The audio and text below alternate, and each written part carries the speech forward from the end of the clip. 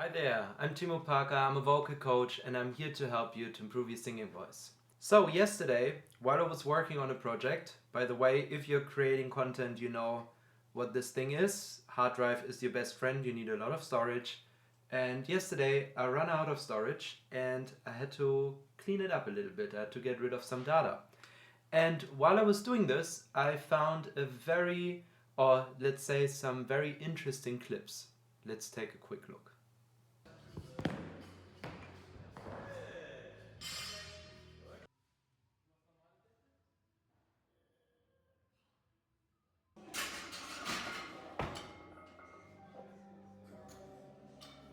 So when I encountered these clips of me lifting weights, I realized, right, I had a background in like powerlifting and Olympic weightlifting, and I remembered that this was actually exactly the time where I also started to get a bit more serious into singing, and I started to practice with a plan, and based on this concept that I'm talking about here on YouTube, based on muscles, singing based on muscles. And let's say there are some big differences between training your muscles in the gym, for example, especially if you are focused on numbers, getting certain results, lifting certain weights, and training your singing voice. But there are also a lot of similarities.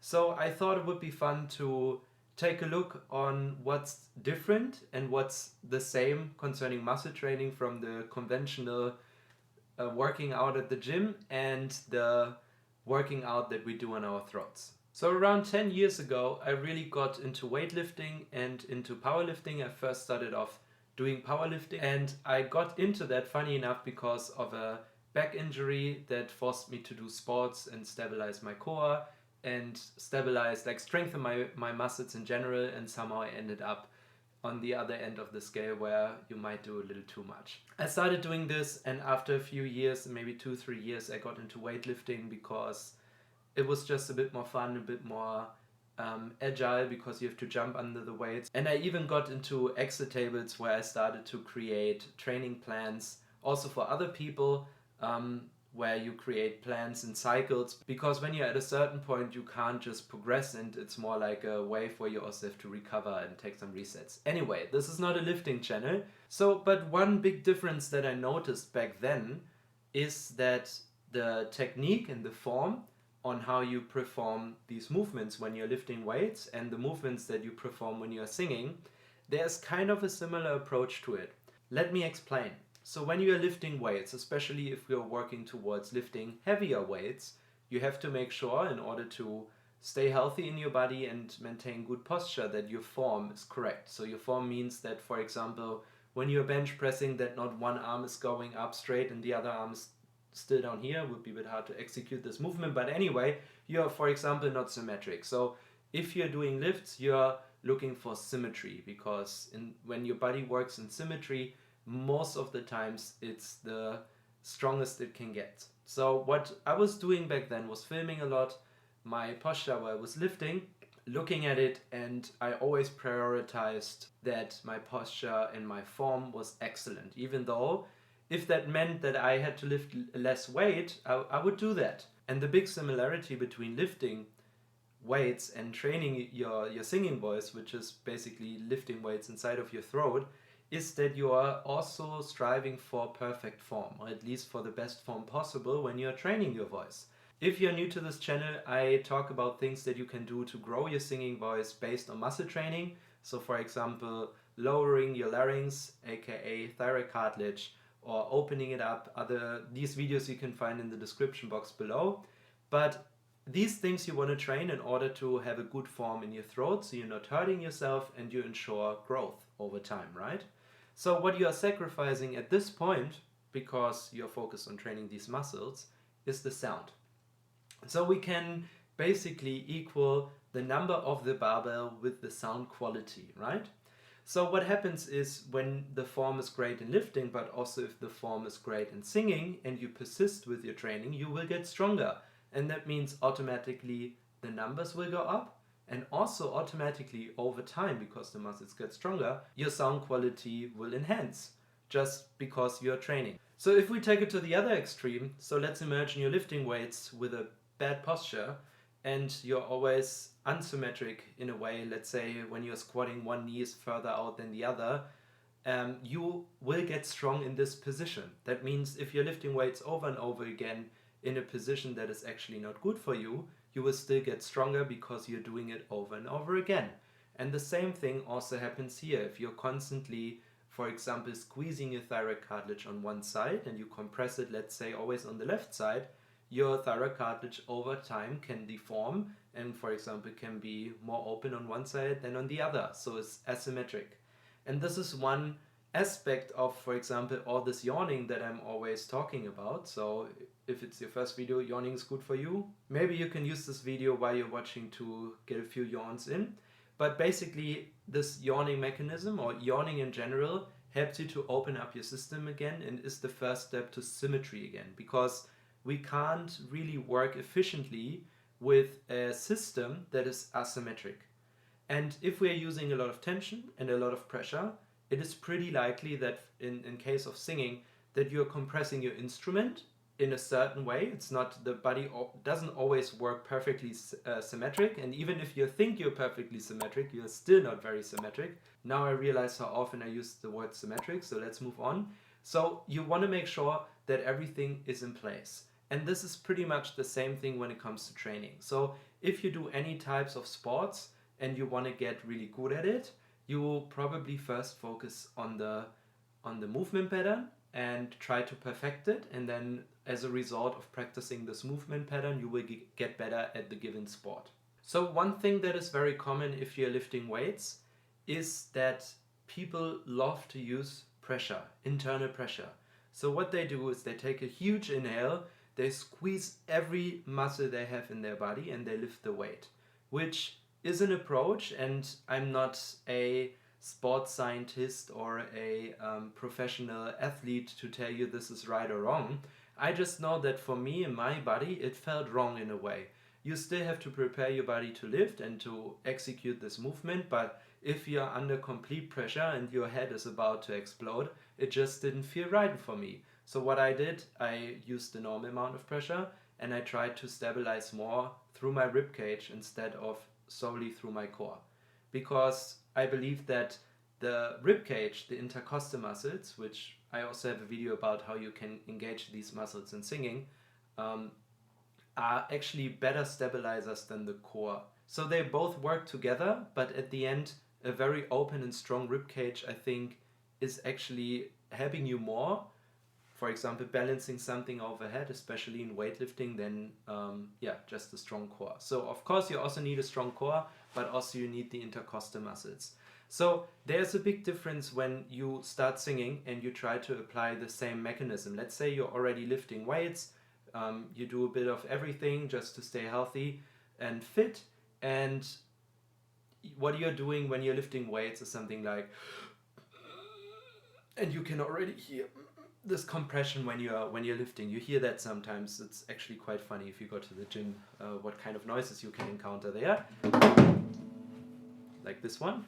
So I think this is something you should really pay attention to. Doesn't matter what sport you're doing, that you focus on your breath. Are you holding your breath? Are you stifling your breath? Are you creating a lot of pressure and tension? Because if you're training this mechanism in your day-to-day life, then naturally if you're doing something that requires a bit of focus, or let's say in our case singing, you want to use a familiar mechanism. So what I would say is try to spot already areas in your life where you're using pressure and this stifling breath and try to get away of it. And that's especially something that happens when you lift heavy weights. I will talk a bit about cardiovascular exercises and how they are actually helpful for most people when it comes to singing. But let's just say that moving heavy weights and doing some kind of resistance and weight training is not very beneficial if you're constantly holding your breath and if you're creating a lot of internal pressure. So to wrap this topic up, everybody is talking about abs, right? Like you have to have core strength, you need to have a strong core, and it is, of course, you need a balance between your spinal muscles and your front muscles, your core, and you should probably do some stabilizing exercises for your core. But for singing, it is actually not very helpful if you do lots of core exercises and your core gets very stiff, and especially if you're not stretching, because this tension in your stomach creates already some kind of discomfort or some kind of tension that is hard to spot in the beginning if you have never experienced a relaxed belly. And that's why my tip, out of my own experience, if you're lifting weights, if you're doing something that is a bit more demanding on the body, like resistance wise, heavy weight training or something similar, I would actually always encourage you to sing before you're doing a workout rather than after, because after you are exhausted, your muscles most of the times are still under tension to a certain degree, and this tension can translate into exercises, and if you're doing this constantly, your brain starts to associate, I have to be tensed when I'm doing vocal exercises. So rather do this before, or try to really make sure that you're relaxed when you start singing. So I quit weightlifting around 6 years ago, and I feel like all my gains that I had back then, I actually went to my hair. I probably haven't been to the hairdresser since then, but this is a topic for another video. Maybe a relief to some of you. No, you don't have to lift heavy weights to become a good singer. You don't need to do that. There are a lot of people who've never lifted a weight that have great voices and that are great singers. So just make sure, I don't want to draw this association that you have to lift weights to be a good singer. In fact, I have to say from my own experience, since I quit lifting 5 to 6 years ago, I actually feel like my voice dramatically improved when I started to do more cardiovascular exercises, and I also incorporated more stretching into my routine. I would always stretch. For weightlifting, you have to be actually quite flexible in order to catch the weight in a low squat position overhead, but it's definitely not the main focus there. So when I started doing yoga, and I would also do maybe some cardiovascular exercises like running, or like workouts where you just try to elevate your heart rate for a certain amount of time, actually brings you into a great state, because most of the times I feel like if you're doing the right doses, afterwards you feel more energetic than you felt before.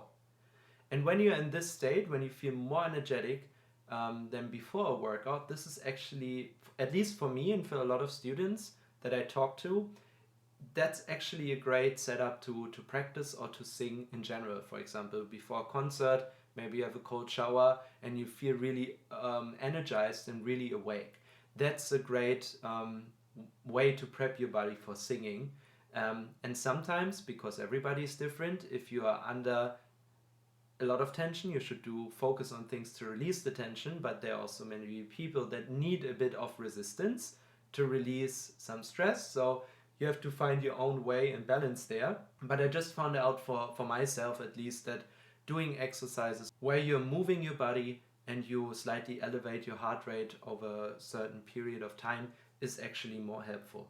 There's a big difference if you're training big muscles in your body, for example, like your legs or your arms, muscles that are much bigger than the muscles you train in your throat. The main difference here is that these muscles can move a lot of weight, and this weight, depending on how much weight you're moving, your central nervous system will get fatigued. So you really get a bit dull and mushy after a while. There are actually a lot of videos on YouTube where you can see people passing out after doing heavy deadlifts, because it's really taxing for your nervous system to handle this kind of input. And you obviously don't have to handle this kind of input when you're doing something like yoga, runs, or a bit lighter workouts that are a bit more on the endurance side. And singing is also more an endurance thing, because the muscles in your throat are very small in comparison to other muscles in your body.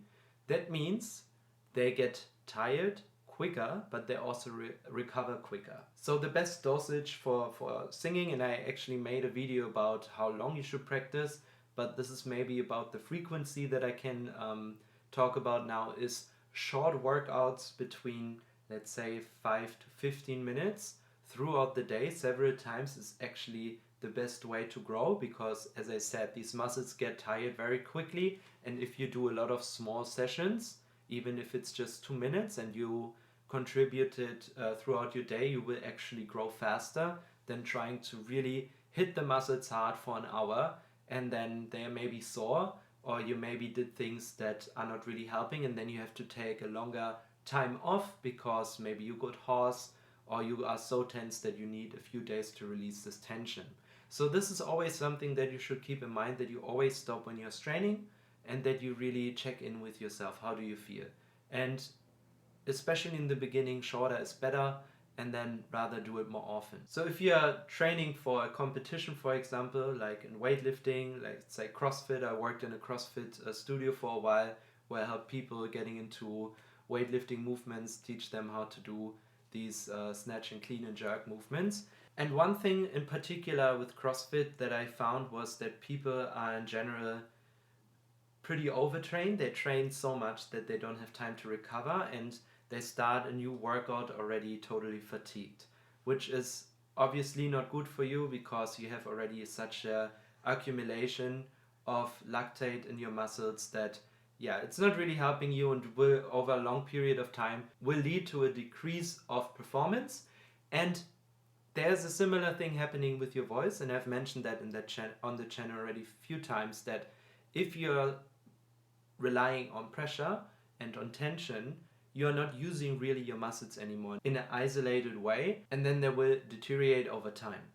And that means if you're, for example, doing too much and you're training 7 days a week and you never have time to recover, man, your voice is gonna suffer because you are putting more and more stress on the voice, but you actually can't handle it because you need to recover like with any other sport. And that's why it is so important to have at least 2 days of rest per week when you're singing. For some people it might be even 3, but you have to make sure to get your rest days in because otherwise your muscles won't grow. Muscles grow after you work them out and you give them the time to regenerate. So in your rest days, literally. And it is not a secret that as a professional athlete, and in a way singers are also in a way professional athletes combined with music, is that you have to be super disciplined, and not only by being persistent but also by always listening to your body and knowing when it's too much. Because for a lot of people, and I can take myself as an example, it is sometimes really hard to let go if you're doing less. You always want to do more because you think when you do more you grow faster and you grow bigger. But there's always the perfect balance between having the right dosage of training so you're growing, because you don't want to do much more than necessary because that's just wasted. If you can get the same result with less effort, why not? But for some people, especially in the Western world with a Western mindset, it is really hard to let go and say, oh, maybe the secret is doing a little less. Instead of practicing straight away 3 hours, I'm just doing these 5-minute intervals throughout the day. But that's a bit hard to let go because most of the times we want it now, we want it quick, and we think by putting all these hours in, we will get this result much quicker, but it just takes time, and the recovery days are just so important. And I want to close off the video with a very obvious difference between music and weightlifting, or sports in general, sports versus art. It is very different in the sense that you are competing most of the times in sports against a number, against an opponent, against a team. And in music, even though there sometimes might be this thinking of it's a competition, I can sing higher, I can sing louder, or I can play faster, I can do all these things. But in art, all these things don't really matter, because all you're trying to do with art is expressing yourself, expressing your emotion, and expressing something that you might not be able to express with words. And of course, it is easier to do that if you have less limitations, if you're hearing something that you want to say, sing, play, whatever, and you have no limits in between the connection between your brain, your vocal cords, or your fingers, then obviously it's more fulfilling in a way that you can do it straight away. But this doesn't mean that you can't create great music with limitations. Actually, a lot of great music was written because of limitations. So see that as a friend in your current situation if you are not at a point where you want to be. And I still want to encourage you to be creative with what you currently have.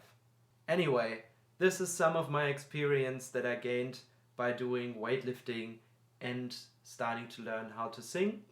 And I hope you enjoyed this video and something was helpful that I said. If this is the case, please make sure to like the video and subscribe to my channel. I have more voice content planned on this channel. And don't worry, it's not going to be a weightlifting channel from now on. It's just because I found this stuff on here.